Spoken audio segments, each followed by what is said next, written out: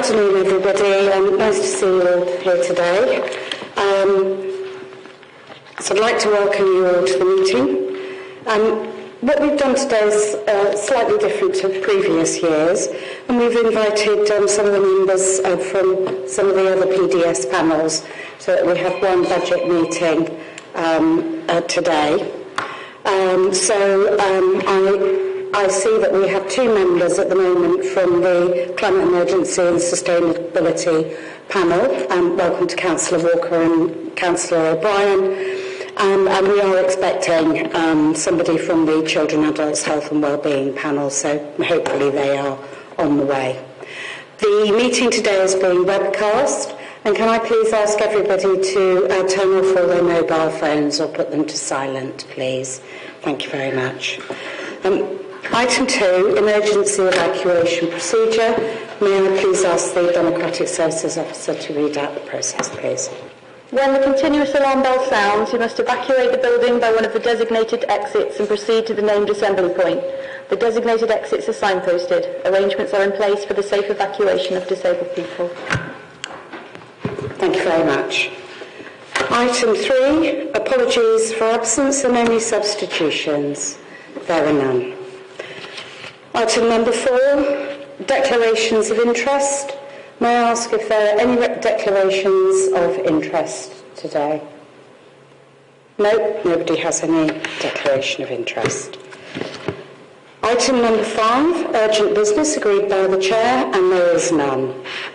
So item number 6, I would like to welcome David Bridgewell and invite you to make your 3-minute statement. Nice to see you, David. Thank you. So my statement's about transport, really. And I think we're at a crossroads, if I'm honest, between the Combined Authority and Bath and North East Somerset Council. We're about to move and ramp up the West England Combined Authority into quite a delivery vehicle. But I'm not sure whether it's a really good idea for the assets of bus shelters and infrastructure to remain with Bath and North East Somerset. In most other areas, that expenditure has gone to the Combined Authority. In fact, every other one it has. So you're carrying the cost of that on your taxpayers and on your rates.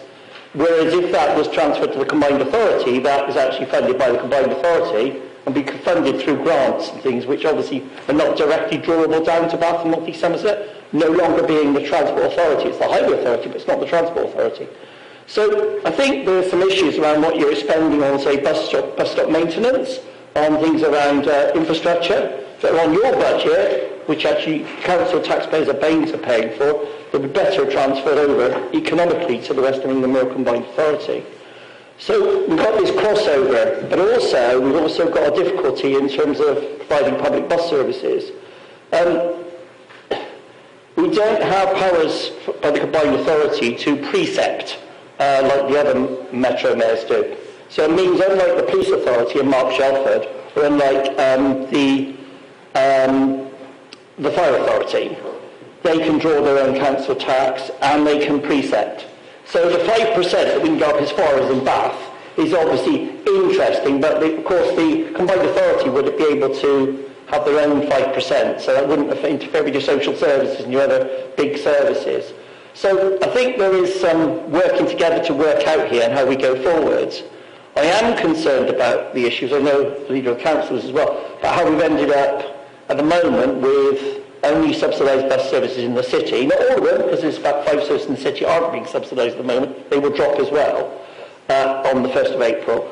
But in North East Somerset and South Bristol, we will have very few subsidised bus services. And I'll give you one example that really worries me, and this is why I think there was no consult. So this is what I want to make now. There was no consultation with stakeholders by either this authority or WECA on the bus services.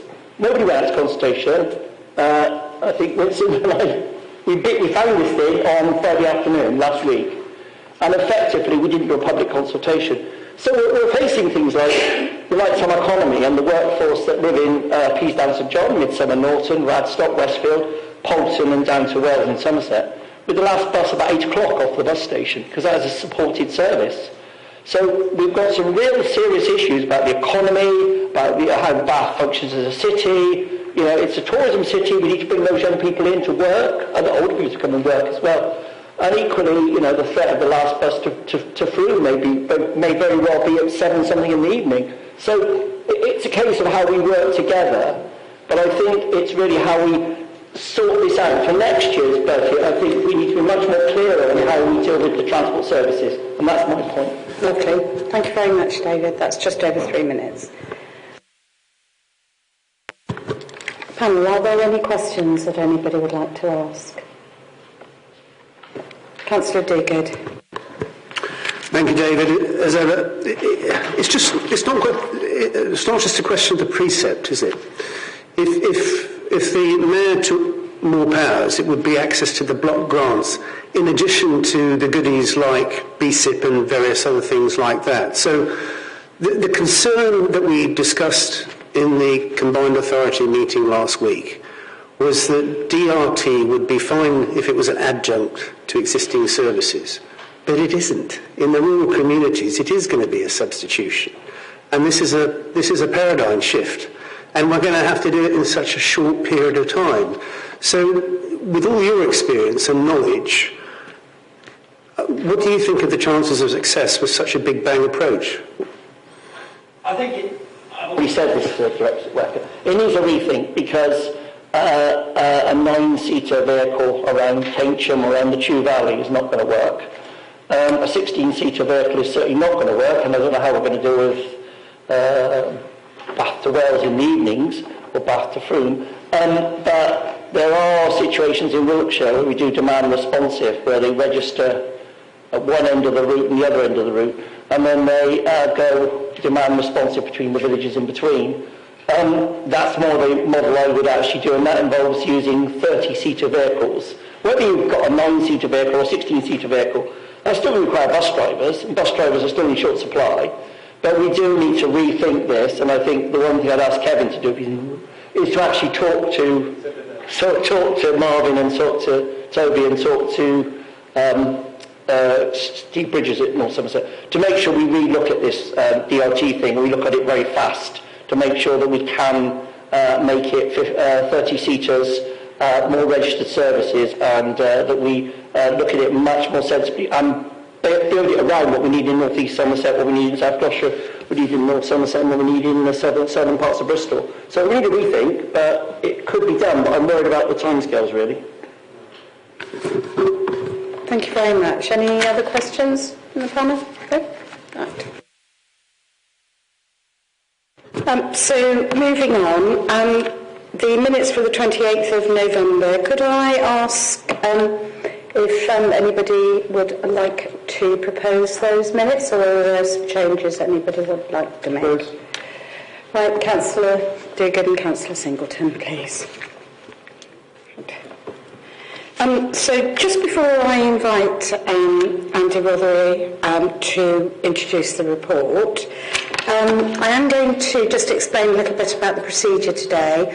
I'm going to open up the floor after Andy has spoken, and then I'm going to ask questions from the Corporate Scrutiny panel, and then open it up to the members of the other panel. So just so that everybody knows what the process will be. So thanks very much for that. And may I invite Andy to produce the report, or introduce the report. Thank you, Andy. Thank you, Chair. So Councillor Sanders is going to say a few words to start, and then I'll take councillors through the presentation. Thank you, Chair. So what we're going to do is I'm going to introduce you to some context to this budget, because there is context. And then when we get into the detail, and Andy will go through the detail with you all, it'll make a bit more sense. So just in terms of setting that context, I started working in local government in 1971. And over those last 50 years, I have seen a lot of the relationship between government and local government in that period. And I have to say, what has happened in the last 15 years is really quite unprecedented, looking back over that 50-year period, which included the turbulence in the 1970s.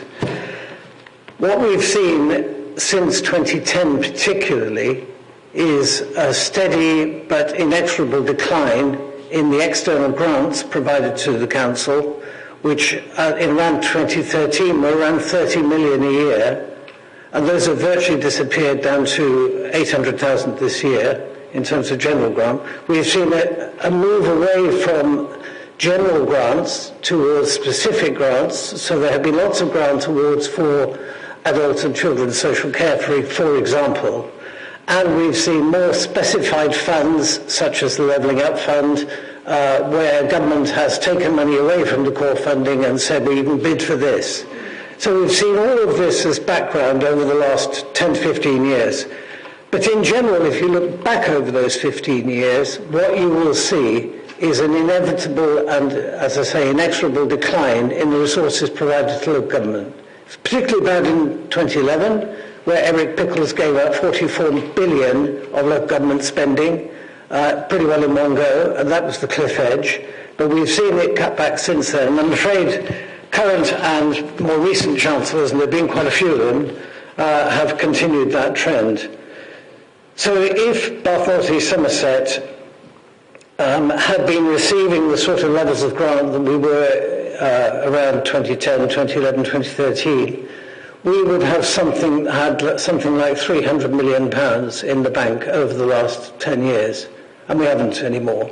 When you add to that the 2 periods of peak stress, the COVID pandemic, where the council lost around 80 million gross in income, and now we've seen, in the current period, the very destructive effects of uncontrolled inflation in the national economy, you can see the context for this budget. And that's why it's never possible, and particularly this year not been possible, to deal with everything that we would like to, because the money, quite frankly, simply is not there. The government's main answer to this is to use council tax as the lever to provide the funds. And a few years ago, the Department for Levelling Up and Local Government invented the idea of what's called core spending power. It's really a fiction. They created the illusion that there was lots of money available for local government, but actually hidden beneath it was an assumption that authorities would raise their council tax to the referendum level. And that's true this year as it has been in the previous 3 years. So within that figure about core spending power, which I think was a 9% increase this year, actually it assumed we would all raise council tax to the maximum. So that's the context for this. This is quite, if we were spending, I had a look at the 29-10 budget the council produced, and at that time, if you uprated the budget that the net budget the council approved that year, in line with inflation over the last 15 years, what you would find is that instead of spending 144 million odd gross, we would have been spending 175 million. And that actually makes all the difference in terms of the balancing the books. It makes all the difference. So it's very important, I think, for the panel to understand that context. This is why we can't do everything. There are lots of things we would like to do. We cannot. We do not have the funding. And that explains a lot about the thinking behind budgets as we put them together. So I'm going to stop at that point by giving you that context. Andy is now just going to pick up the point at which we kind of enter this now. And really it starts with the mess that actually existed in our national politics in September last year, with a Chancellor frittering and gambling on the national economy, which actually has added to our costs this year and everybody else's. And Andy will come in now with the deficit that's created, because that is actually part of that national context. So over to you, Andy. Thank you, Councillor Sano. So I'm just going to start by some a bit of context in terms of the national financial position. So the first slide the councillors will see shows, this is from the autumn statement given by the Chancellor, that the national debt position is around 55 billion. To address that, 50% of it is to come from tax measures that have been proposed, and around 50% from departmental spending reductions, that's government departments. In terms of the provisional settlement to councils, there is a headline in there that spending to government departments and councils will be protected for the next 2 years. So that is a good news announcement, because what it means is that our core grants aren't being reduced, and that does really recognise the rising inflationary pressures in terms of running public services. Could you go on to the next slide, please, Gary? So to give a little bit more detail in terms of the figures and the impact on Bath and North East Somerset, I think probably one of the bigger announcements in the budget was 2.8 billion of funding for social care. What that means locally for Bath and North East Somerset is that there's a grant allocation of around 3.6 million for core social care funding, and that's not ring-fenced to adults, that is for adults and children's social care. And there's a 1 billion national pot of new money that's to really address social care market sustainability, and also 0.7 million for banes of adult social care discharges. So our budget assumes that those two grants are ring-fenced for new costs and new pressures in social care. They're not being taken corporately to fund the general pressures on the council. And then the final figure in terms of social care, the assumption is built in that councils will go with the maximum level of the social care precept that helps fund core social care services.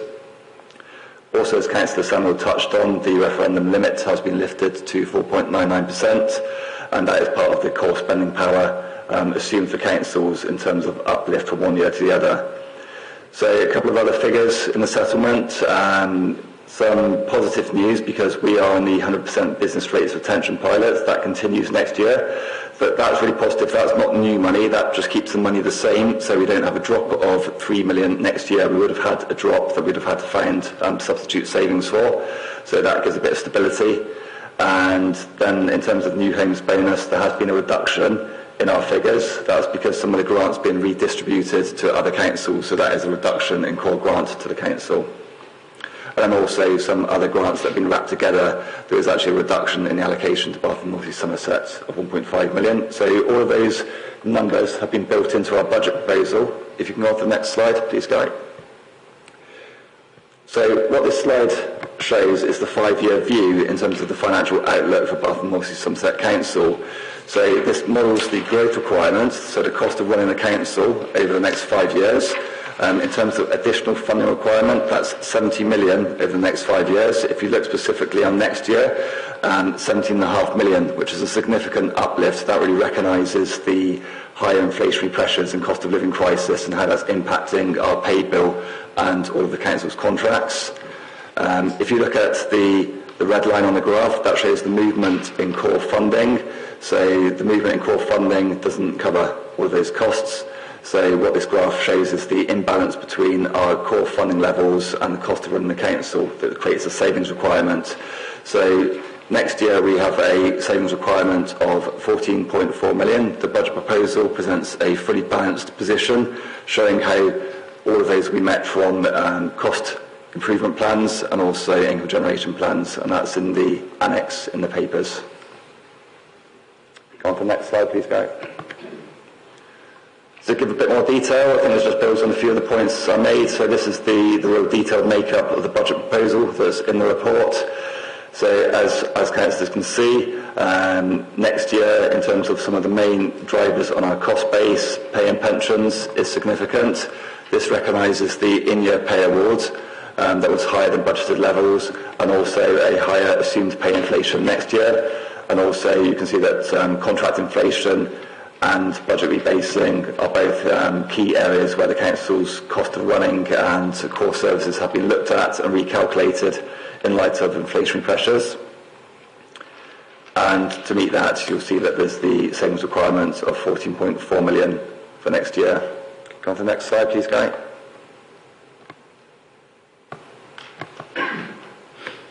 So this is an extract from the papers in terms of some of our core budget assumptions.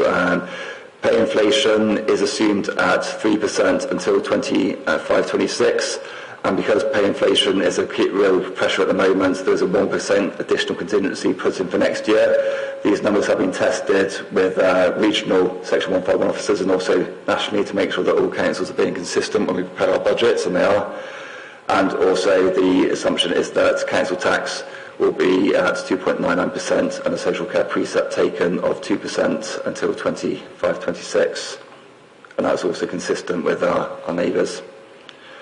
And I think really the couple of key points to note in terms of our income from our cash balances as well. We have factored in a refresh of our interest rates because of the higher Bank of England interest rate of 3.5%. That does bring benefits in terms of our proposal around income generation and savings. We are making a bit more money on our cash balances because of the higher Bank of England rate, but on the flip side, inflation's a lot higher on the cost of running services, so the numbers have been refreshed with a higher CPI that's in line with the trend at the moment that's between 5 and 10%. Next slide.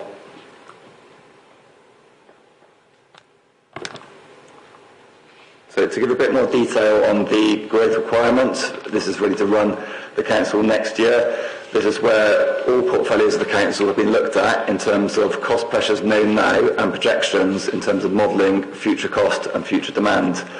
So there's some key areas of budget rebasing in here. The 4 bullet points at the top show areas where we've recognised that investment is required, but also budget rebasing is needed. Children's social care is a key area in terms of current demand levels have increased significantly on prior years. That requires budget rebasing, but also the cost base is going up. And also areas like home to school transport, they need investment because just at a pure contracting level, they cost more money to run. So whilst they haven't changed materially, they're just costing more money because there are supply issues, so that's all been recognised in the budget.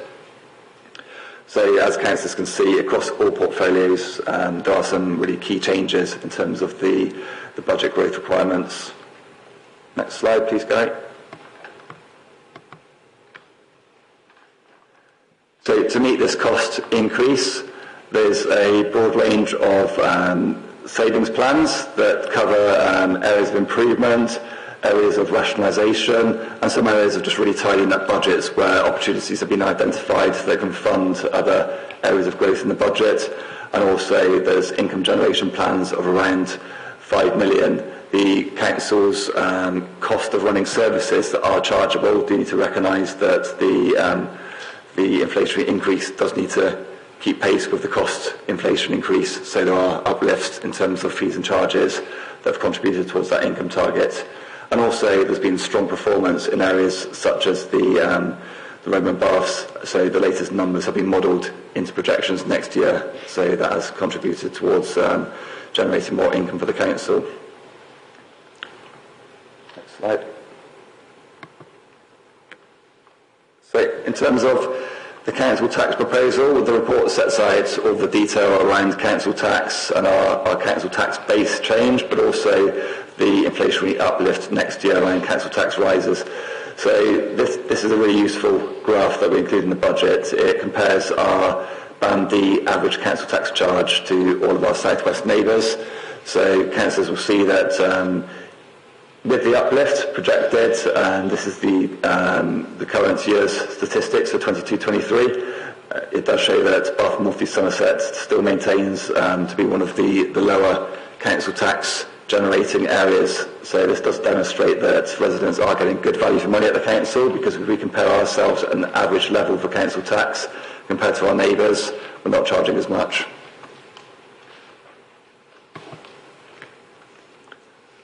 So going on to the capital programme, so detail in terms of additions and amendments to the capital programme are in Annex 3 of the papers.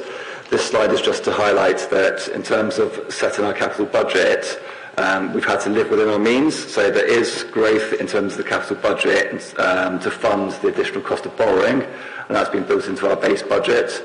However, there's not huge additionality in terms of budget growth, because that costs a lot of money in terms of servicing the debt. So there has been a review to get best fit in the capital programme, taking a prioritised approach to scheme delivery. So the phasing of schemes ensure that they can operate within the envelope that pays for the borrowing requirements. There are lots of additions into the programme that will feature in the full budget papers around things like the CRSTS, it's the City Regional Sustainable Transport Settlement that looks at the 540 million of funding into the region over the next 5 years. These are now being incorporated into the budget proposals. However, they're all grant funded, so it's not a cost requirement on the council. But we do match some of that funding.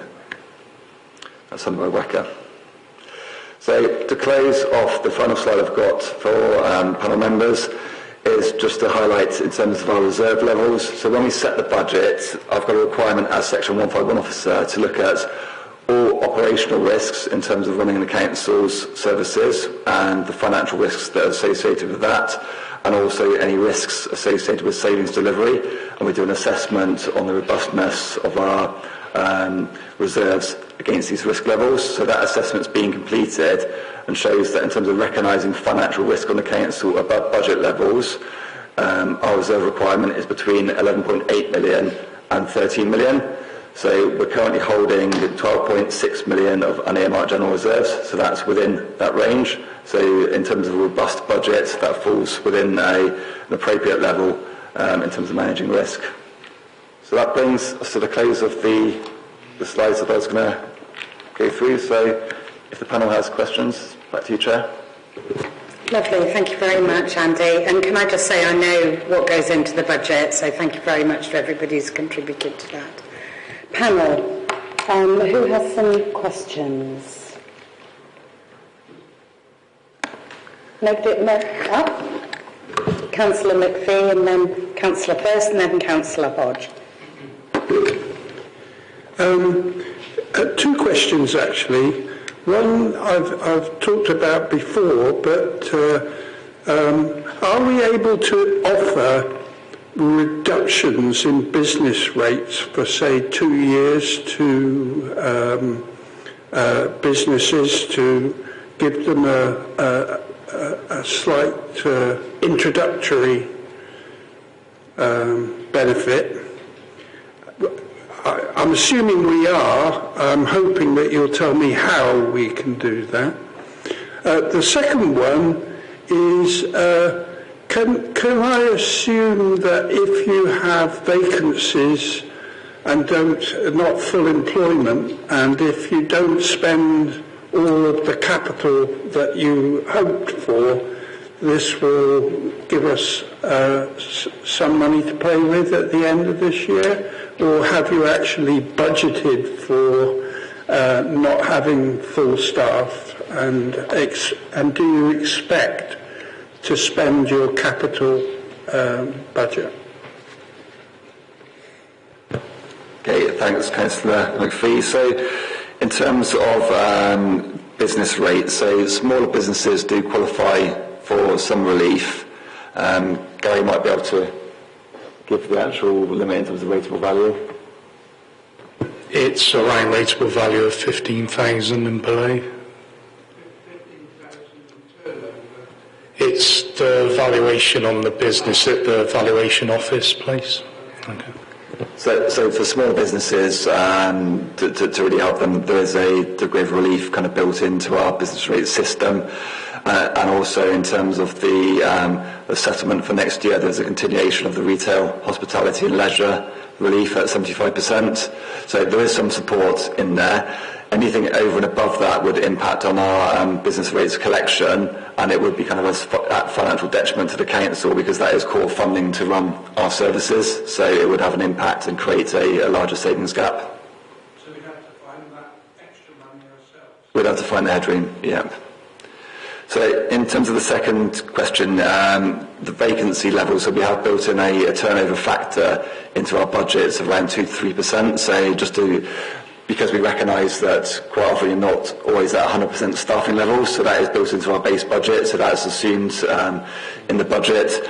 And also in terms of, touch on the capital review, in terms of looking at the spend profile on capital, that has been looked at to ensure that that is kind of already built into the numbers. However, any further delays, because there might be a particular issue with one scheme, that might have a financial impact on the council in year, but we have done a review to look at the profile on all schemes, so they've got the best alignment in terms of their spend plans to budget. Thank you. Councillor First. Thank you. Thank you, Karen.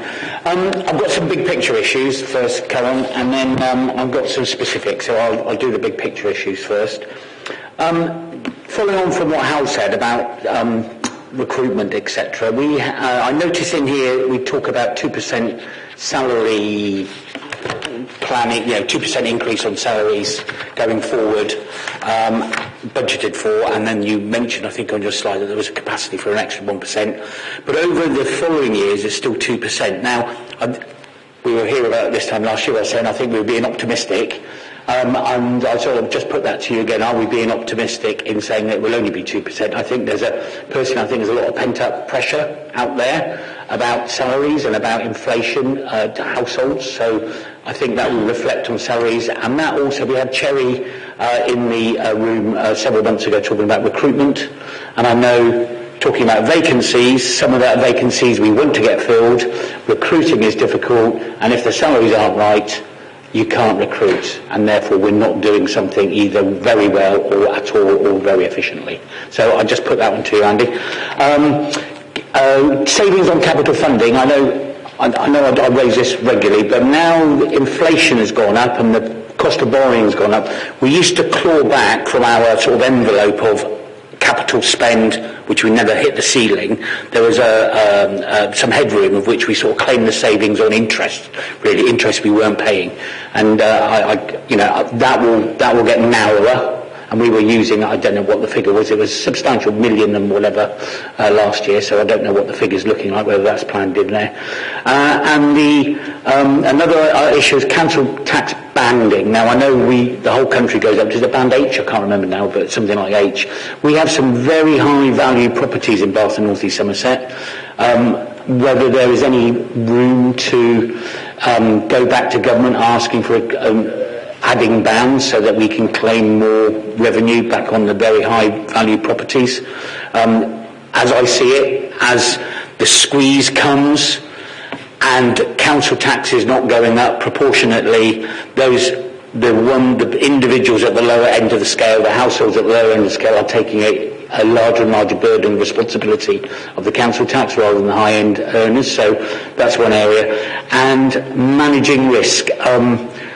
The 12.8 million I think you had on the slide, I just wondered whether that, and you said that was within the bounds of our reserves, I just wondered whether that now means that those reserves go into what has been known as earmarked reserves, so therefore they're not rainy day money. I don't know how that works. Those are my big picture items, if I may, Chair, and I'll come back later.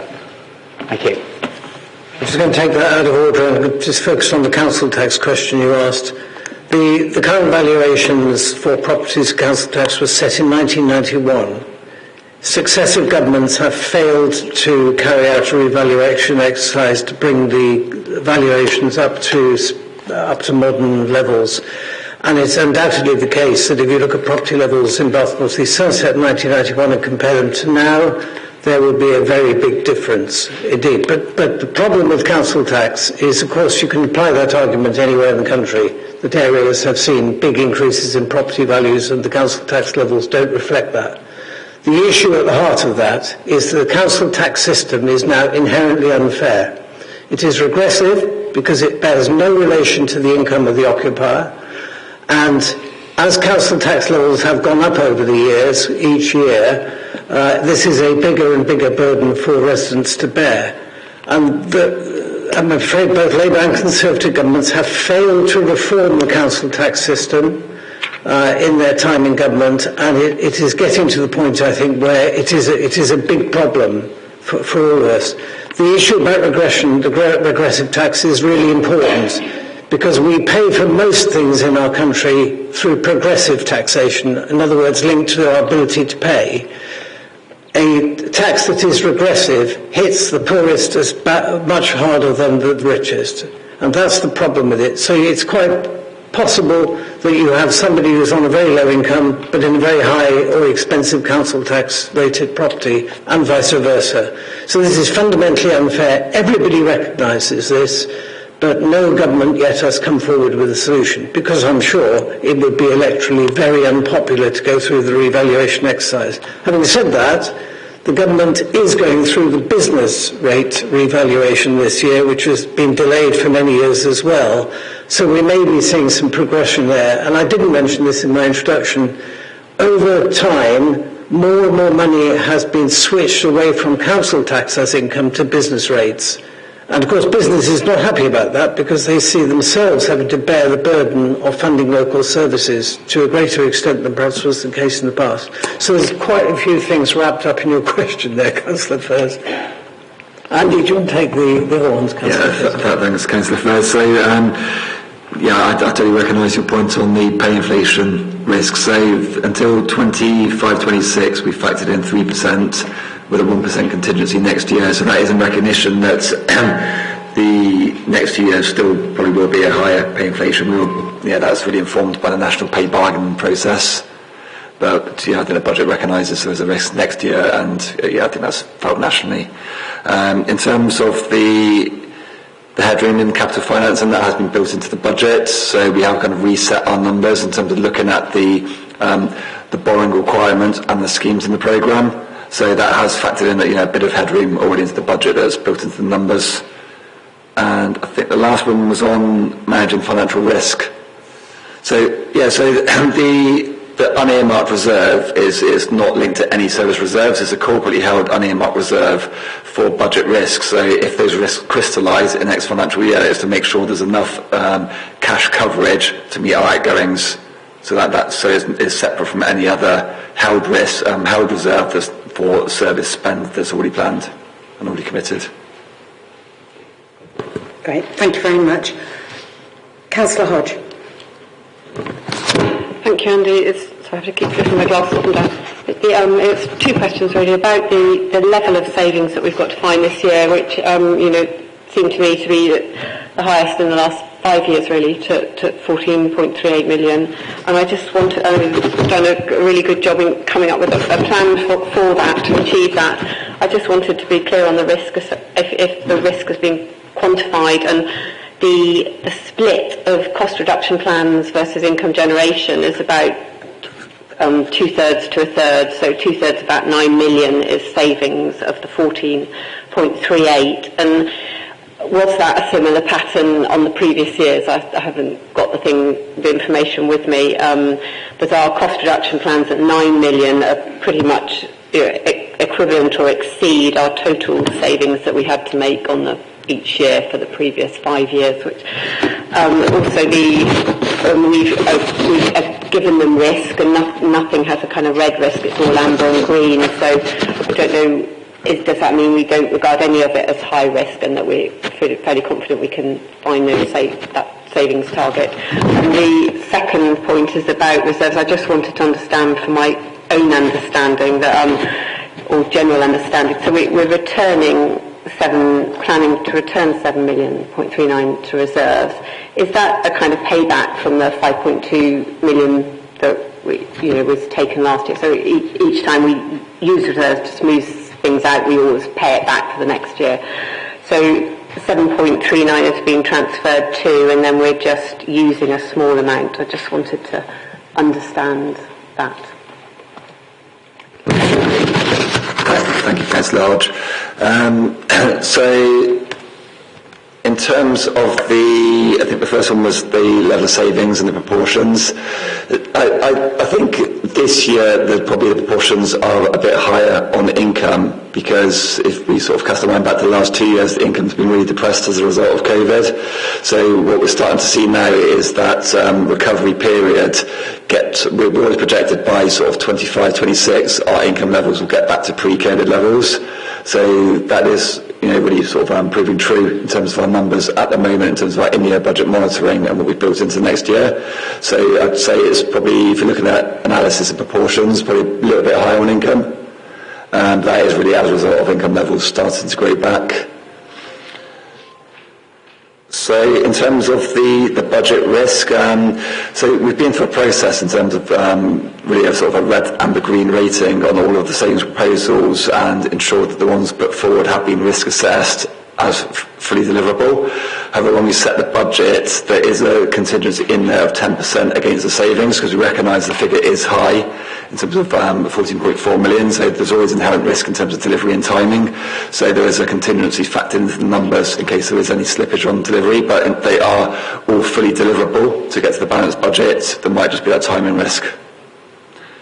And I think the last one was on the reserve, so you're absolutely right, that is payback. So what we can't do when we set the budget is continue to fund recurrent expenditure from reserve levels. So the financial plan recognised that income was depressed as a result of COVID, that required temporary use of reserves to bridge that gap. That money's now being put back into reserves through payback in the financial plan.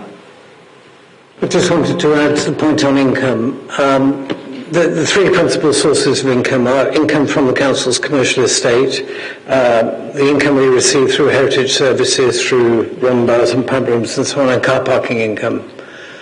All of those are subject to price resistance of one sort or another. You cannot increase rents to our commercial properties to a point where nobody will pay them, because there are other landlords, particularly in the city of Bath, where there is quite strong competition to attract business. So there are limits on that. The same applies to heritage services, that there is a price beyond which visitors will not pay, or they'll be reluctant to pay. And the same applies to car parking, because there are private sector alternatives to the council's car parks. So you have to look across at other sectors to see where the price sensitivity is.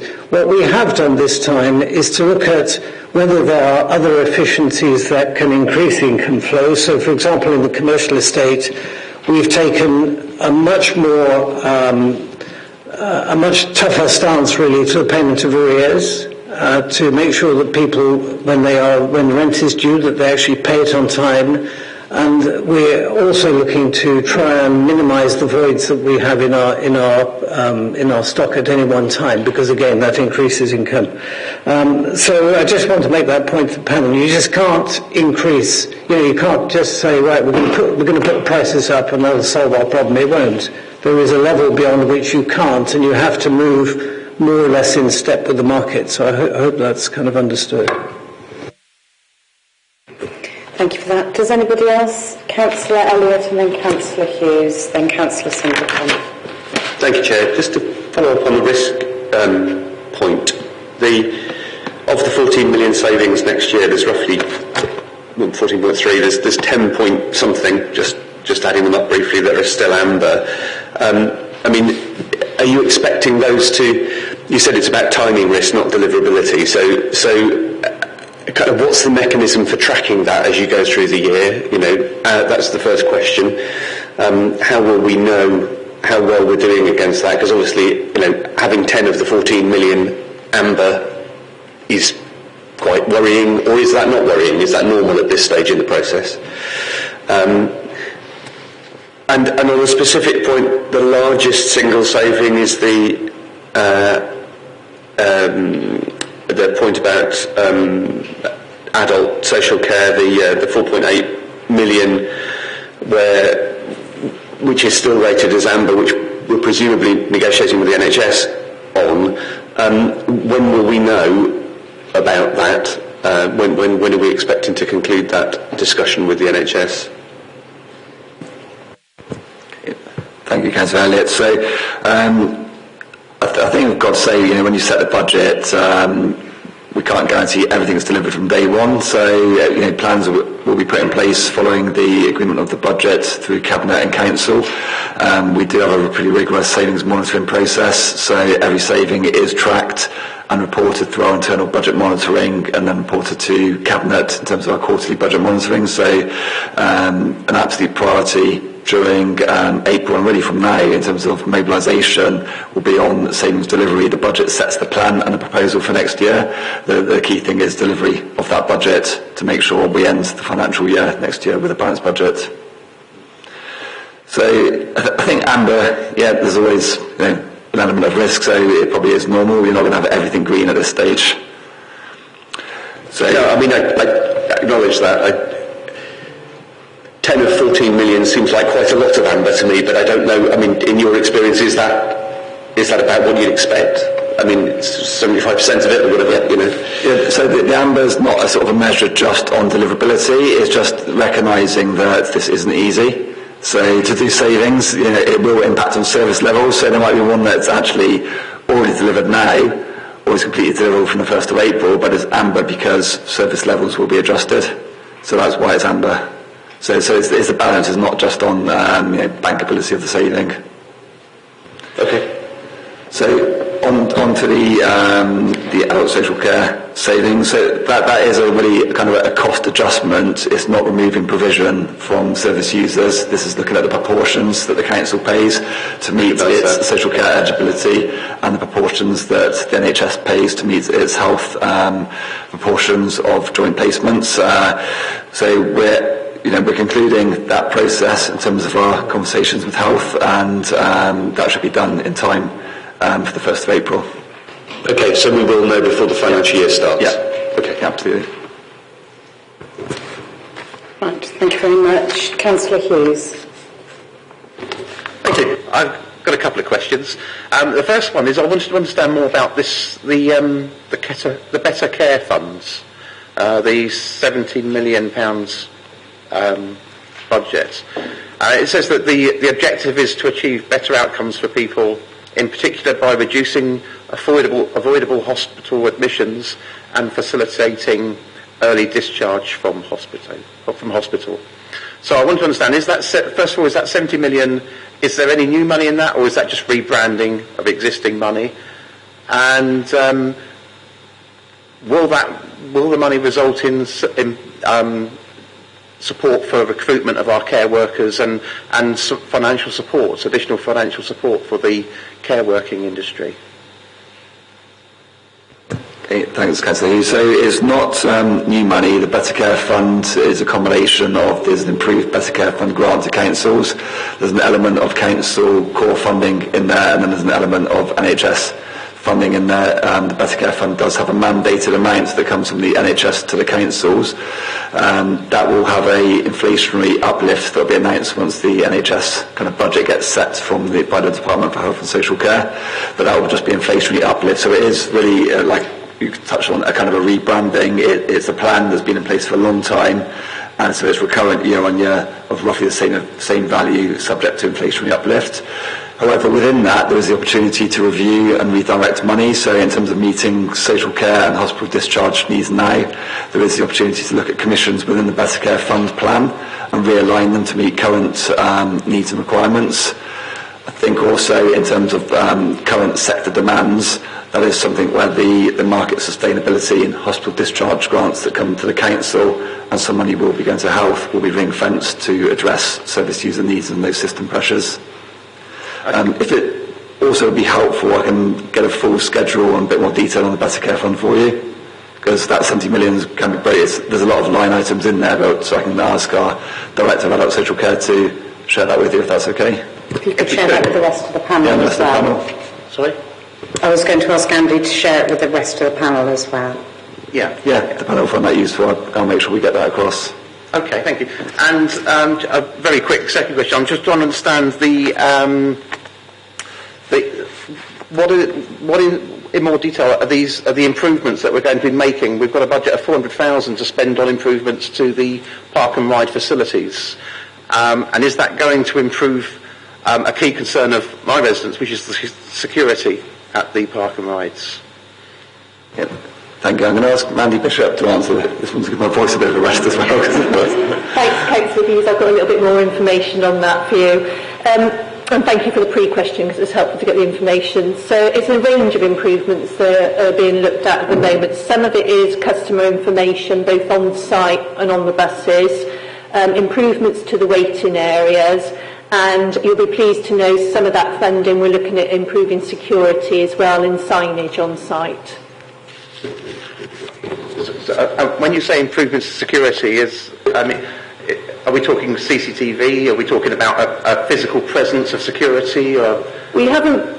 These are the areas we're looking at the moment. Then we haven't made any definitive decisions yet on that, but it will be things like CCTV, lighting, etc. Okay, thank you. Councillor Frears, you've got some more questions. Well, Councillor Dogood has got some questions, but he's happy. To wait. I've got 5 specifics. You've got 5. 5 specifics, just right. Be quick, Councillor. Yeah, I will rattle through them very quickly. Right. So I noted we're only talking about. So we've been talking about millions to date. All right. Yeah. I'm just talking about 20,000 now. Stopping goal work. All right. Yeah. You know, the amount of money that probably saves because of waste services not having to pick up after so many goals. If we spend between 15 and 20 years trying to control the gull population, yeah, and I know that there's national frameworks which we now have to work under, which make life much more difficult. But by reading this about this 20,000 being taken out, it looks like we're taking the brakes off, and the gull population will go wild, and we'll end up with waste and detritus all over the city centre. That's my view, Madam Chair. But I'll just leave that on there. The other, I'm very welcome to see the increase in investment in the investment that is planned for parks and play areas and parks and play area spending generally. So very happy with that. I did notice city centre access permits. I really worry about this, because are we saying that if you're rich enough to buy a permit you can enter the city centre, but like many residents in and around the city centre that who are on very low wage, who run a car because they have to, because of where they work or the type of work they do, will then have to pay more and more for access to their own city centre. So I just put that one out there, Madam Chair. Increase in filming and events fees. Now I noticed that. Now the events fees, there was a caveat about the risk regarding, take these off, about the risk regarding the small events, and those are the ones I worry the most, because they are normally, when I say they are our sub-regional or BAMEs or sub-regional organisations that have an event in Royal Victoria Park, for example, or whatever, not the big events. Now, if we're talking about increasing fees for the big events, I'm sure many people in and around the city would very welcome that, to get some real revenue from it, because the park is taken out of use for the ordinary user for 5 days plus on end, right? So that's just something I'll put out there. City centre access permits, talked about that one. And the last one, remembrance events. Now, I think this really is, I can't remember the small amount of money when we're talking millions earlier, but to remove funding for such a high-profile, relatively inexpensive event, for Remembrance Sunday and the organisation that goes around it about road closures, I think will be an own goal, not for this administration but for administrations to come. So I just put that one out there as well, Madam Chair. And that's it. Thank you.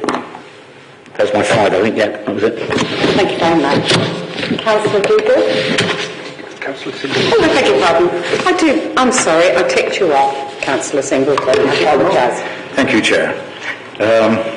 Thank you very much for these very comprehensive reports, and I wanted to come back and visit inflation, if I may. And Councillor Furze has already taken half the thunder there, but I think last time we spoke, we were worried that we were under-egging inflation in the budget figures, and Councillor Furze has spoken about the pay inflation figures in particular.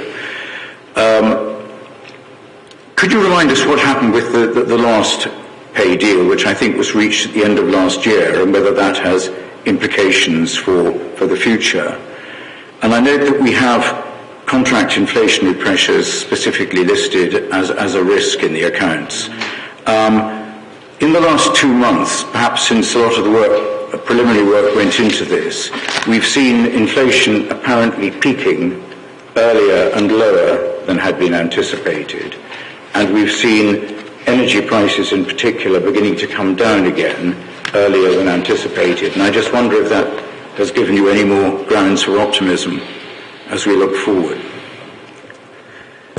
Okay, thank you, Councillor Singleton. So in terms of the 22-23 pay settlement, it was very different to what's happened in previous years. So it was a fixed allocation per FTE of £1,925. So that has brought an in-year challenge in terms of funding that. That is recurrent, so it will flow through to next year. So that has been recognised in the numbers. So on top of the 3% plus the 1% next year, there is a rebasing to recognise the carry-on of that pay award. So that's built into the numbers. So in terms of what was the second question? with just the way that inflation appears to be coming away slightly earlier than anticipated, whether you yet have grounds for optimism? Yeah, unfortunately not yet. So, energy is a really good example. Energy is just continue to rise and rise. So the council did come out of contract and have to reset itself into a new contract. That's significantly more than when we're paying kind of 4p per kilowatt hour. It's now much higher, around 20p plus. So that has required a significant rebasing. That I think a bit of respite, the fact that costs aren't continued to go up, they are slowing down. It's not had material impact on our books. When we set the contract, we weren't at the peak of the market. So it's for the future years, it builds in a bit of hope factor, but I don't think we'll experience any benefit next year or the year after, because the inflationary baseline is so high now, and that's what the budget recognises. And we withdraw on the Bank of England's forecasting, and that is forecasting 10% over the next 12 to 18 months. The thing I'd say that in terms of contract inflation, one of the things that's not been mentioned tonight is actually we have a labour shortage. We have a huge labour shortage in Britain since Brexit. We have lost lots of valuable workers in the care sector. We've lost in some of the construction sectors, we've lost lots of people. And what we are seeing right across the economy is a growth in wages in those areas where demand for employees is very high. And we know about the problems there's been on HGV drivers and public service vehicle drivers. We know that. But it's all fundamentally because the UK labour force has shrunk by 3 million since we decided to leave the European Union. And that's actually one of the hard financial consequences of this. I don't see that getting better anytime soon, actually, until a sensible government decides to reopen the shackles that we have allegedly thrown aside. So I think there are some factors in that. I just wanted to pick up Councillor Furz's point about goals, though. And for those who don't remember this, the Department for Food and Rural Affairs, in its wisdom, decided to categorise the principal gulls that we have in this city as a protected species, and they did that about 3 years ago. It has made it hellish difficult to intervene with those gulls that are a real nuisance, I know, in the centre of the city to residents here, and actually take effective measures. Now, the money reduction is not so much about that. We have been providing free advice to owners on how to gull treat their properties, and we can't do that anymore. So we are looking after our own properties, our properties where either we have tenants or we have commercial tenants. We will still be taking measures there. But we cannot offer free advice to all private owners of property to gull-proof their premises. And it is a bit of a minefield for them, to be honest. They can't just go up there and do what they want to. This is now very regulated by DEFRA.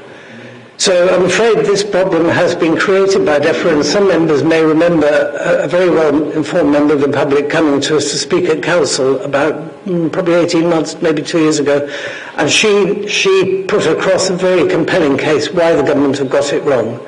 But despite the efforts of my colleague Tim Ball, we have not managed to achieve any shift in that. So we are stuck with a really pretty untenable, and I don't think the public understand really why we can't do something. For them, gulls are a nuisance, they carry vermin, they spread litter and rubbish, as we know, and they are a problem, and they're out of control. But we do not have the tools anymore to deal with them, I'm afraid. Lastly, I just want to pick up the remembrance point you made. This has been misinterpreted by some. The intention, as I understand it, is that Charter Trustees are going to take over responsibility for the management of these remembrance events, and of course they principally involve in the City of Bath, the Mayor of Bath, and his or her office. So this is not a cut. This will be dealt with within the Charter Trustees arrangements, and I expect that when Charter Trustees receive that budget proposal, which I think is next week, if I remember rightly, tomorrow, okay, even sooner than that. What a busy life I have. So can I assure you that there's absolutely no intention to move away. These are very important events. These are very important events to maintain, and the public expect the council to act as leaders in these remembrance events, and I think that's entirely right. So I hope that reassures you. Thank you. Councillor David. Colleagues have asked most of my questions, and I know that you're going to ask a couple more. It would be remiss of me, 40 years in executive management. The first question I was always asked by our shareholders was, what's the outturn for this year, before we got into the new year? So you were concerned, genuinely concerned, Andy, back in September, October, that costs were running not out of control, but were far exceeding what you wanted to be. So I just wondered what the cost control was, whether you thought you had reined that back in, or most of it back in. So I'd be interested in where we are for the outturn this year.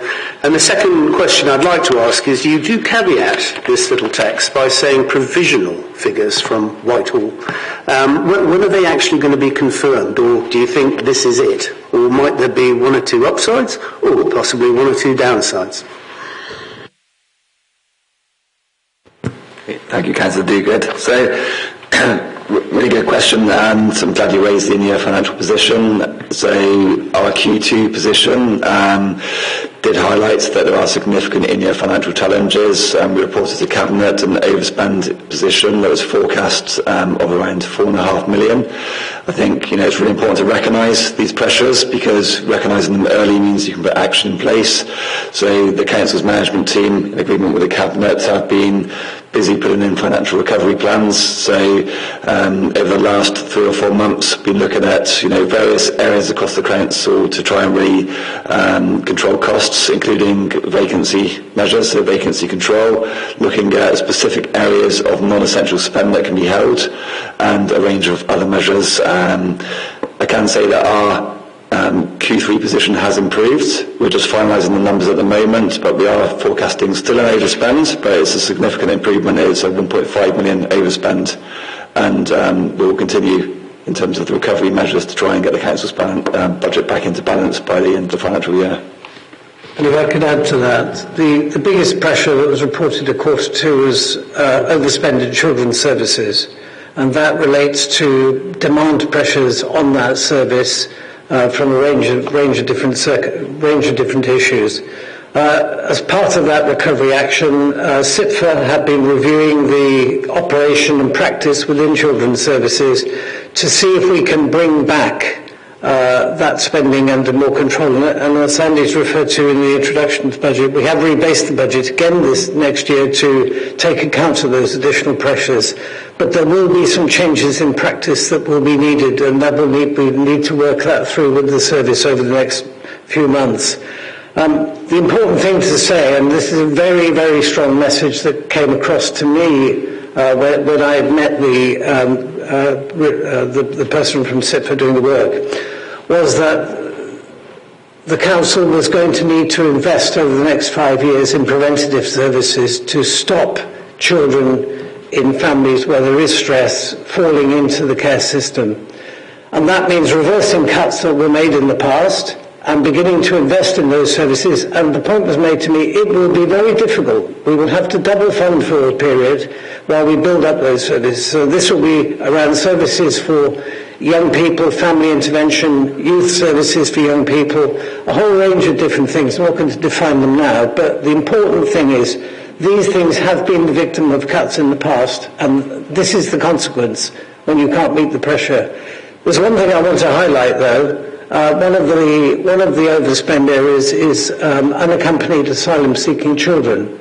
And I began to ask myself, well, Bath North East Somerset is not a port of entry into the UK. Those are principally in the south coast or in London or to the east of the country.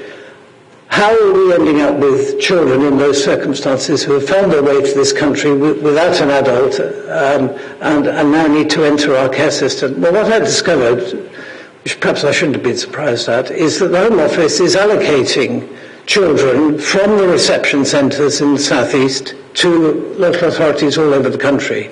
And that's understandable to release the pressure on authorities such as Kent County Council, where I used to work many years ago, where there was intense pressure from unaccompanied asylum seekers.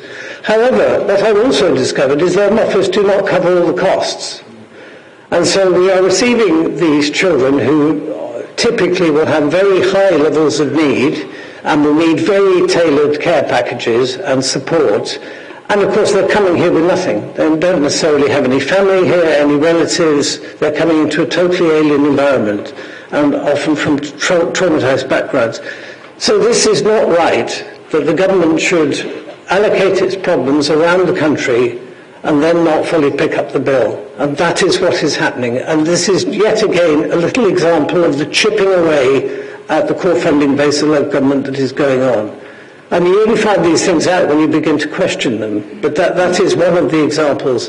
And that's not the only one in children's services by any means. But I just wanted to highlight that because it is typical of central government underfunding local government. Can we move on, please? I'd like to open it up to the floor to... Second question. Sorry. Second question. Just a quick answer, Councillor Dugan's second question. So, we've had the provisional figures. They go through a consultation period. Gary will probably have a better idea of when we're likely to get the final figures. Usually they don't change. Yeah, it tends to be early February, in the first week of February. It was last year, so... Did it go either way, or is it there or thereabouts? It's there or thereabouts, yeah. I wouldn't expect it to go much further into after the first week of February, but we'll wait and see. Okay. Right, I do have a couple of questions myself, but I'm going to open it up as we've invited the other scrutiny panels. I would like to invite those individuals, the chairs, first of all, to ask their questions. Councillor Walker, do you have any questions? I have. I just wanted to start by just giving my feelings on the improvements to the park and ride. So I welcome the investment of 400,000 to improve customer experience. Anything we can do to enhance the customer experience and encourage people to use this facility should be encouraged. I note that within the local plan partial update that went through Council on Thursday, it was agreed to take the park and rides out the greenbelts to be able to provide renewables and module interchange. I have heard rumours circulating that I'm thinking of proposing charges for people to park if not using the park and ride service. I strongly believe this would be a very backward step. We should be doing all we can to encourage people to walk, cycle, whilst keeping cars out of the city centre. And if it's not possible for them to undertake walking and cycling from their homes, they should be encouraged to do it from where they are able to do, not discouraged. What we hear constantly is that the Lib Dem administration want people to cycle and walk and use public transport. People should not be penalised for choosing a healthier option. So people coming from the Sember Valley using the Ogdown Park and Ride, if they want to use a cycle into town and not use the park and ride, they shouldn't be faced with charges, which will be a very negative effect, I believe, on the people from the Sember Valley. So I have two questions.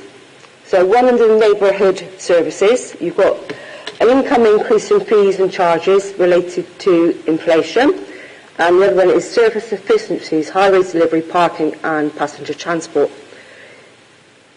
So the impacts to service delivery, you've got here no specific impact individually can accumulate impacts on service provision to be identified by residents and customers. So you're saying there's no impact, but it can be identified by residents and customers. My question is, so during the implementation of the proposals, how will you continue to check for unintended effects on particular groups of people?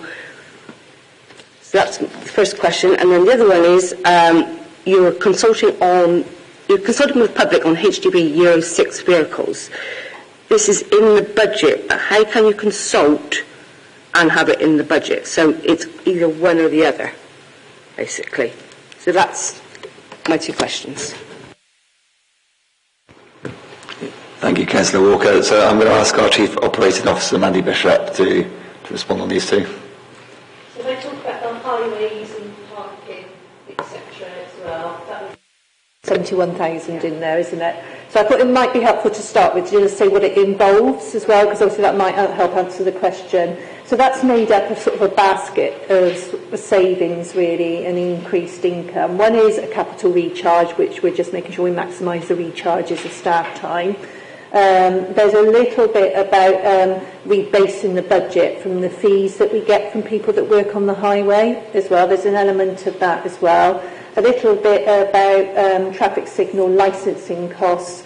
You'll see that there's one FTE that it says about reducing. That is a vacant post we've got at the moment, which is a road safety engineering post as well. So that is what makes up that basket of 171,000. Obviously, at this stage of the budget, and it is subject to consultation, and we've just closed the public consultation as well, we've done a high-level equality impact assessment. If a decision is made to sort of put these proposals forward following this forum and analysis of the public one as well, we'll do a more detailed analysis to make sure. And, you know, I always think of equality impact assessments as live documents. They're not one and done and go on the shelf, and that we need to keep reviewing them as we develop those proposals more fully. And as Andy said, you know, this quarter is when we really refine those, so those assessments will be continued to refine as we move forward. But I think you can see from the basket of measures, I'm quite hopeful that we can mitigate what impacts there may be on it as well. The second one you asked was about fees and charges. Again, was that neighbourhood services, wasn't it? You'll just have to bear with me when I just get... Could you just tell me what value that was, Councillor Walker? Income fees and charges, increased charging for services provision. So that was 78,000. Again, I think that was made up of a small basket of small bits of increases in various elements across waste and in the highway service as well. But leave that with me and I'll get you more detail on that. I haven't got the detail to hand. Thank you.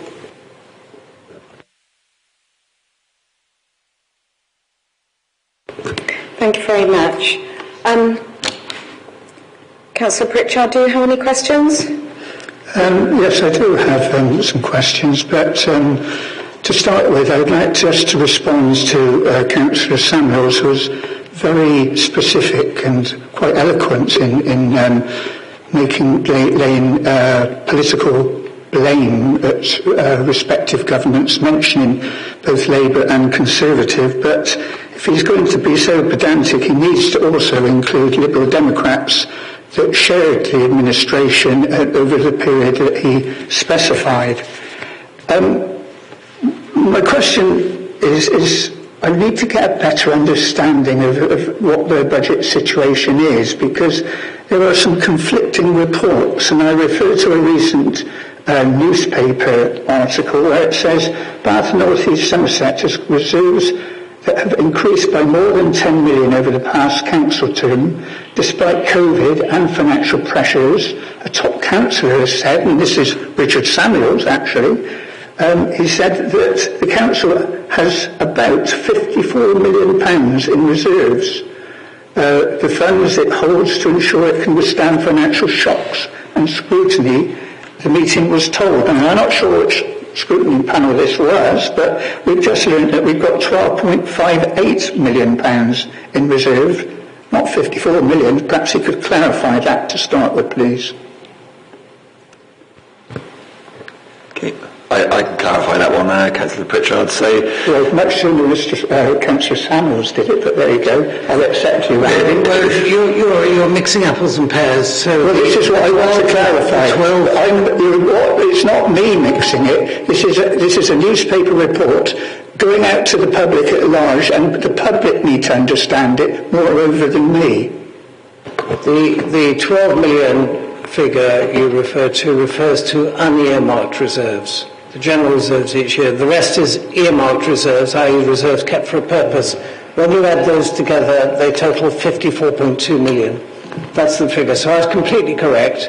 And the reserves level has risen upwards during this administration, not downwards as during your period in office. Right, a cut closure to his statement there. Now then, your administration has committed to bringing adult social care in-house. Can you tell me how you're going to fund that, please?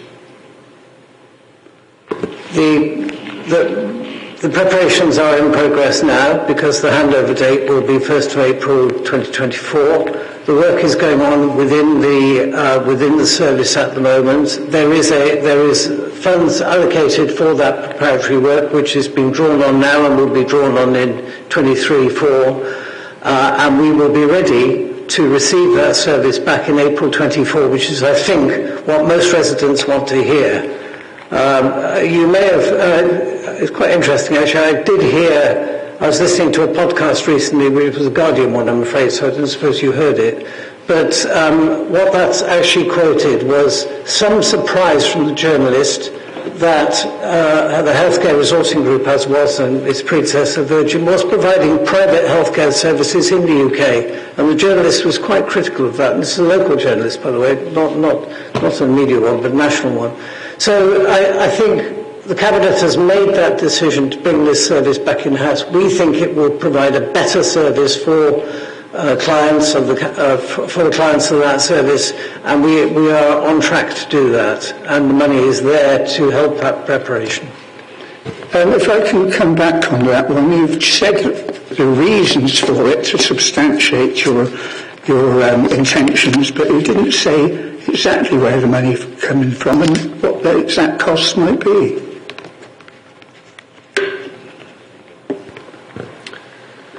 So the budget comes from our existing social care budget provision for running social care services. So that is recognised as a service that costs more money. At the moment, the current mechanism is to fund that through a contract payment, but that budget will be held and turned into a service operating budget that recognises the cost currently of running the provision that's outsourced and the future cost of running it in-house. When this decision was taken, the financial climate nationally has changed considerably. We've got a cost of living crisis and we now have raging inflation. I have approached the Cabinet Member for Adult Social Care on 2 separate occasions, asking her if she would consider tempering the intentions of bringing it back in-house because of those pressures, and give her an opportunity, perhaps not do it the whole business, but do it perhaps in stages that it can be easily managed. How would you respond to that, Councillor Salmon? Well, we're not going to do that. That's how I respond to it, because we've made a decision. We're not going to fiddle around with it, as you're just suggesting. We're going to continue the programme that we have planned. We will bring that service back in-house next year, and that's the end of it. We're not revisiting that decision. We are going to continue on the path that we've already decided publicly. The question was asked at the Scrutiny panel: how many authorities nationally actually manage their community resource centres in-house? The reply was quite interesting, because the most senior officer said not many.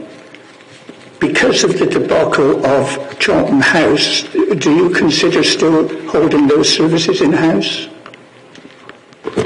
My belief that services provided are better provided by the Council directly itself. The days of handing out contracts to the private sector and allowing them to pocket profit out of public service are over, Councillor Bridgewell. It's about time you and your party realised that. And you say that against the background of 2 back-to-back CQC inspections that found that of desiring further attention. I think perhaps we should stick to the subject on the agenda, which is the budget, not Charlton House. Councillor Pritchard, can we stay with the budget now, please? Yes, but it's a cost charged against this at the Council, and it seemed appropriate. Yeah. And I think those questions have been answered at the moment. Thank you very much. Councillor O'Brien. Thank you. Andy, you just mentioned that the funding to provide the changeover or facilitate the changeover is coming from the current adult care fund, which is the amount goes out to contract. But the contract is not finishing until next year. So has there been supplementary? How much is being specifically allocated to manage this transfer, please? Yeah, so just to be absolutely clear, the budget I was referring to is the ongoing annual budget amount to run the services, not to fund the project cost. In terms of the transition from a contracted service to an in-house service, a project budget is currently being set up, so that the numbers are moving a little bit because that work's been finalised. However, that is being funded through the retained social care reserve, because there's a ring-fence fund for that transition, which is totally appropriate use. If I could just clarify, because finance is not my specialist. So what you're saying is funds are being taken from reserves, the ring-fence reserves, to fund this transition? Yes? Yes, that's correct. Thank you. It is not unusual for a service to look again at the way it commissions a service. It is a routine part of adult social care that for all the wide range of services provided for adults, there are new commissioning intentions and changes to commissioning that take place every single year. And we budget for those appropriately within the service. I think I'm right in saying that the issue about funding this from reserves after the decision was made was that was an in-year decision that hadn't been anticipated in the February budget last year. I think that's probably right, isn't it? Yeah, just to come in, I think for any sort of transition, whether it's contract to contract, through a reprocurement or in-housing, there will need to be a project budget. So in terms of forward planning, in advance of the decision to in-house the services, provision was being made in our financial plan because that budget would have been used for reprocurement. So from then backwards, maybe sort of 7 years or so, the budget of around £1 million was put in place to manage the reprocuring of community services. So it's £1 million? No, what I'm referring to is a budget that's put in place 7 years ago when the contract was reprocured. That was a one-off budget. What I'm explaining is to go through any sort of service redesign or transition, you always have to identify a one-off funding source because it's a significant piece of transformation and change. Chair, could I just ask, what is the budget amount for this transformation change? Has it been set? I assume it has. No, that reserve request is being worked up at the moment, so it hasn't been finalised. All right. Is there anybody else? Councillor Craig. Malloy, sorry. Thank you. There's this, regarding quite a small sum of money, in fact, it's to do with the World Heritage Enhancement Fund, and it says that at the moment I believe it's 20,000 a year that the council contributes, and that alternative funding sources will be sought, and that's one of the savings. Could you just tell me where it's likely to come from, please? Yes, absolutely. So you're right, the World Heritage Enhancement Fund is currently funded by £20,000 of council revenue.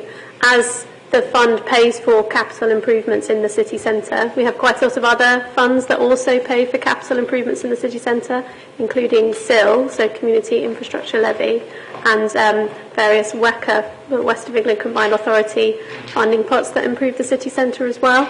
So we're just working through whether other options are available. There's no reduction in commitment to the enhancement fund. That will still be £20,000.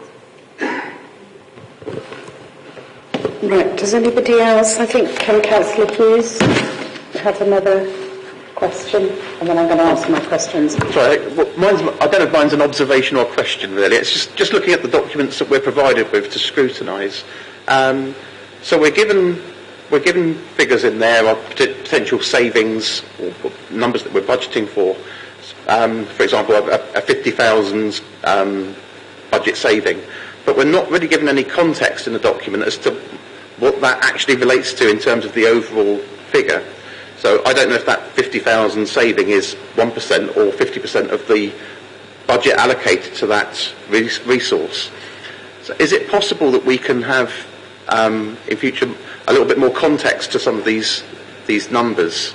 Also, when we scrutinise the numbers now, but we don't seem to get feedback on our success rates at the end of the year,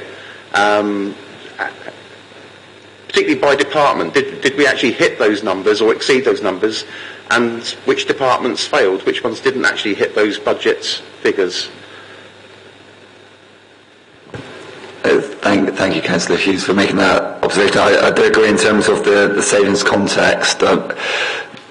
It is something I'll discuss with the team. It's not an easy one to be able to do immediately because our budgets are so big. There's thousands of lines of budget, but I will make a commitment for the next rounds that we try and think of a way that we can present the savings against the operating cost of that service, where the savings are coming from.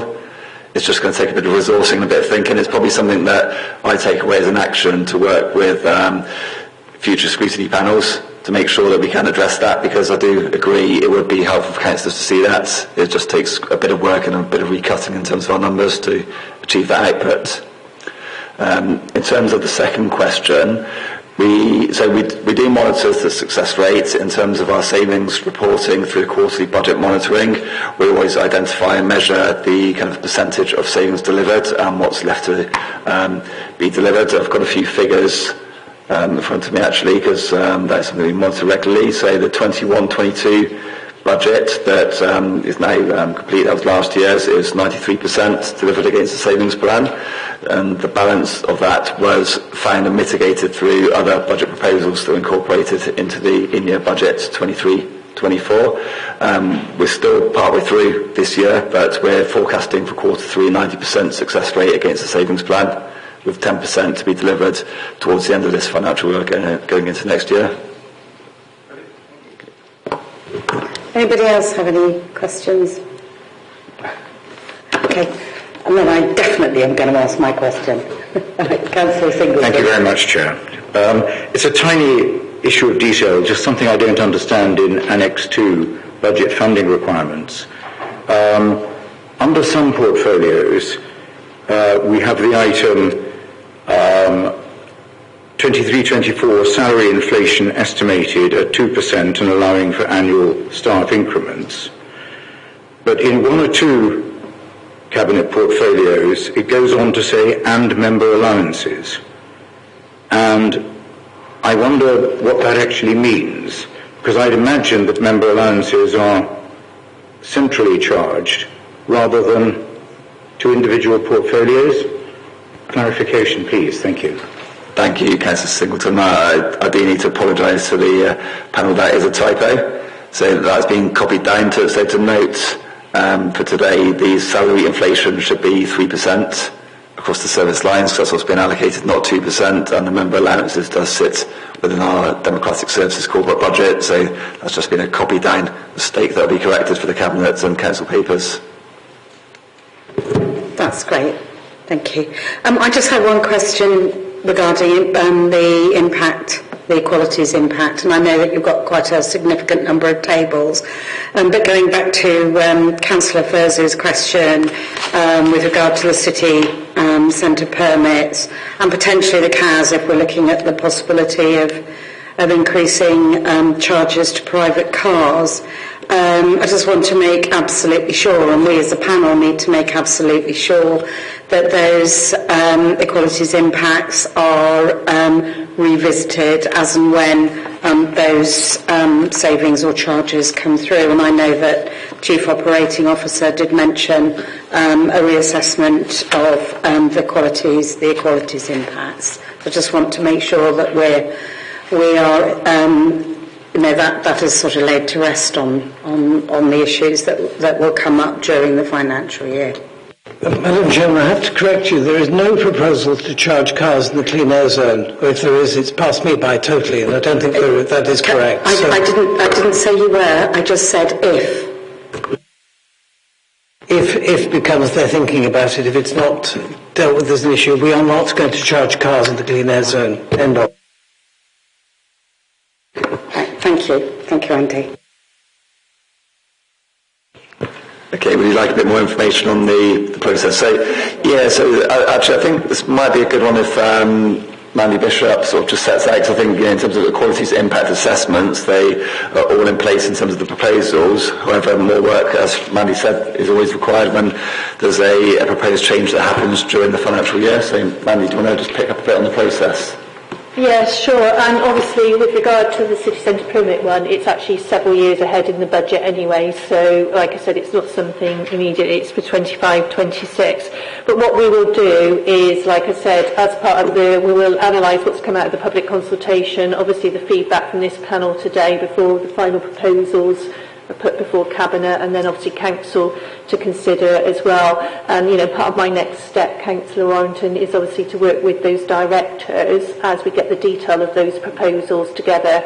What we have got, if you go online, is an excellent now strategic evidence base that has been put forward, which included things like obviously the survey and the census, etc. data as well. So we have now got some really good data at macro level for our locality, and obviously we hold a lot of information in services as well, so we can go down to service level, and particularly around things like parking and some of those type of activities. We do hold a lot of data which can actually help inform some of those assessments as well. So I think the important thing is to make sure we link in both the service and the demographic and the other regional or area-based data now to actually look in more detail and what we can do to mitigate if we do to take those proposals forward.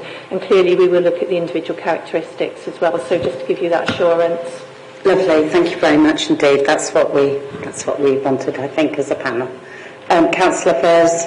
Aaron, just to clarify the point you did raise, okay, it's on page 58. It's specific about entering the city centre security zone, not the clean air zone. So Richard's right from that, but the point you make is absolutely right. It was just an example before everybody gets carried away. But it is about explore options for charging fees to enter in the city centre security zone. So if you're a resident in the city centre, you might have to be charged not only for having a car, but actually accessing it in your own.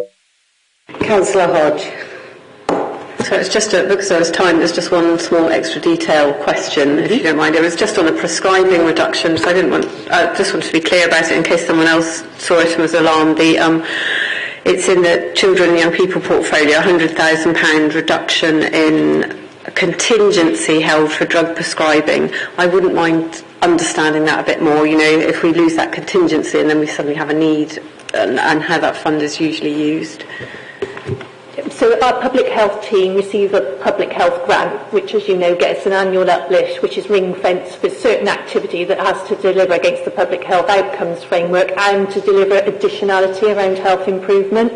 That budget, has my understanding, has been held for several years and not required, but there is still scope within the public health budget itself, which I think is around £9 million comes in each year to fund the team and their activities.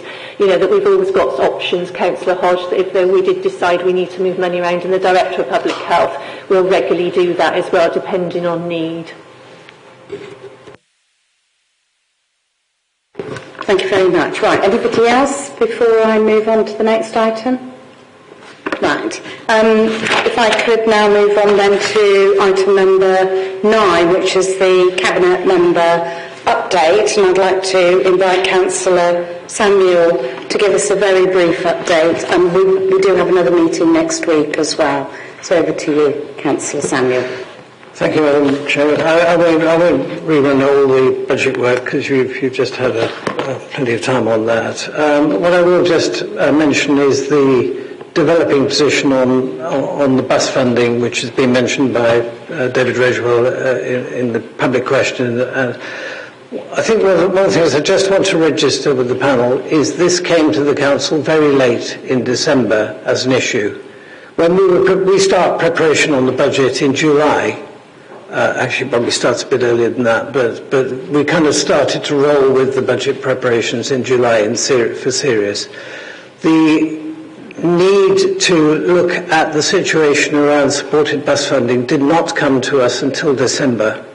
And that only came to us because we were advised by the Mayor that WECA had certain intentions around bus funding and those had financial implications for us. So my colleagues Sarah Warren and Sophie Broadfield have been working extremely hard on trying to move to a situation where the disturbance to bus services in Bath, North East Somerset was as minimal as possible. And it's been a very difficult thing and probably not the subject for this meeting. That can be covered in more detail elsewhere. But the issue that, and I got drawn in on the periphery of this, the issue, of course, is at a late stage in budget preparation to find room for a not inconsiderable amount of extra support for supported bus services has been an issue for us. It's much easier to do that when you're at the beginning of a budget process because you can build it into the competing growth items. To do it in December when you are pretty well close to finalising it is very difficult. And I think, I understand that this is now a contract for 5 years, so this won't come up again for a number of years. But it does illustrate that when you are operating within very tight margins on a budget like this, it is very difficult to find that kind of money at the last minute. And I find it we have, and we have been able to reach the situation, as everybody knows, through the press statements that create some stability in those services. But it has been very difficult, and not something I would have chosen to do in the final 3 or 4 weeks of putting a budget together, I have to be honest with you. So I think there's a message between us and the Combined Authority here is maybe we all need to look ahead a little bit more in terms of when the same thing happened with Park and Ride. WECA managed the Park and Ride tenders for us. They came in much more expensive than anticipated. Fortunately there we had anticipated that was the case. This was 12 months ago. But it is really quite important for good working between us and WECA that planning takes place together. And I'm not sure it did this time. So, Madam Chair, that's all I wanted to say, really. Thank you very much, Councillor Samuel. Right, so item number 10 is the panel work plan. And I can confirm we're going to meet again next week on Monday at 4 o'clock. At the moment we've got Business Change Hub programme and an aqueous update, and we've got a Soma Valley Enterprise Zone, but it doesn't actually have a date against it. Yes, Soma Business Change Hub next week, and aqueous. Yes, aqueous is. Yes, sorry, I do apologise. I did know that.